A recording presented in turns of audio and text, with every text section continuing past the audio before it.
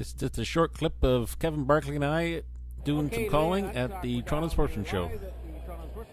And one of the special, I'll call him an old friend, but he's a really great guy when it comes to turkey hunting. He's probably one of the best known turkey call makers in North America.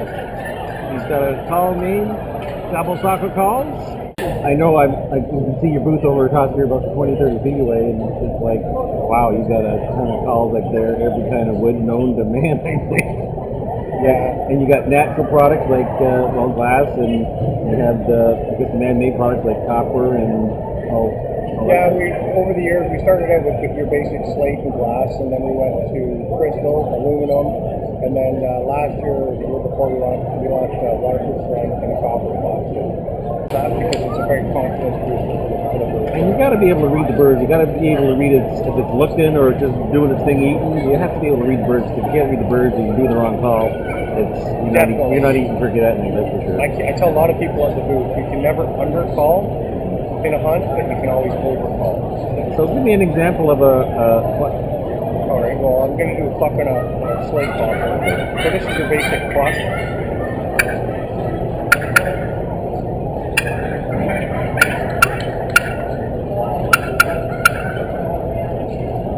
And now what does that do again? That is basically a bird, and a lot of times it's not an alarm, but it's like, I'm here, what's going on, or where are you, stuff like that. But a lot of times they'll run that in with a yelp, and in a while what you'll hear is you'll hear a hen yelp, and she'll do some clucks and yelps. So they'll do sort of a sequence like this sometimes.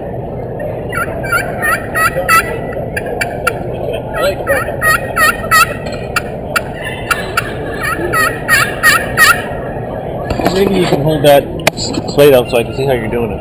All right, so here's a basic yelp, and then a cluck. Pretty simple, especially on one of your black dolls. It's pretty simple. Yeah, and then of course you have the I'm going to call the confidence call, or the seductive call, the purr and cluck.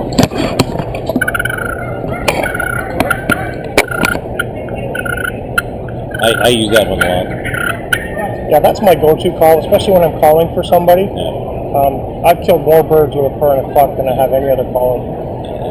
It's such a contented call. They just, okay, I'm coming your way. Well, anybody who's hunted for a while and you finally get that day where you call hens in, and unfortunately there's no toms or male bearded birds with them, and that bird starts feeding in around your decoys, if you have decoys out, that's typically a call you're going to hear, and you'll hear that a lot when they're really close. And if they're walking through the brush, you can hear this.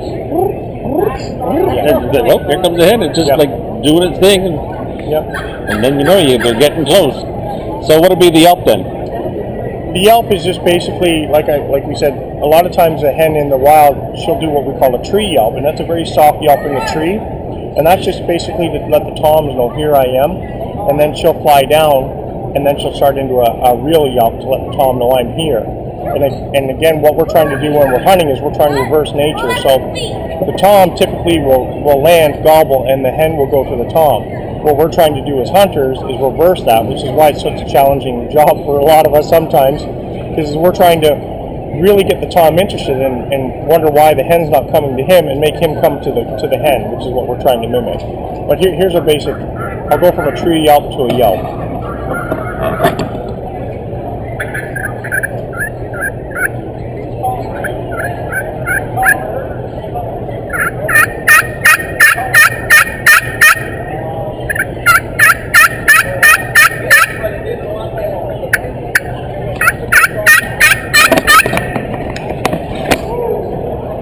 Calling in.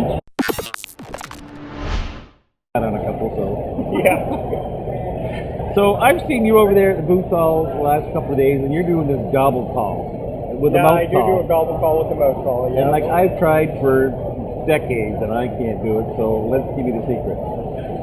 I started doing it with a buddy of mine when we first started hunting, and the way I do it, to explain it to the viewers, is I basically do what I would call a very aggressive purr through the call, and then I shake my head, so it's not very pleasant to look at, I'm going to assume. But I do remember picking a few mouth calls up off my buddy's lap in the truck when I first started trying to do it. Yeah. But since then, I've got it sort of down pat, but... Sounds good. Like, I'd shoot you. All right, well, let me demonstrate what I do here. Okay.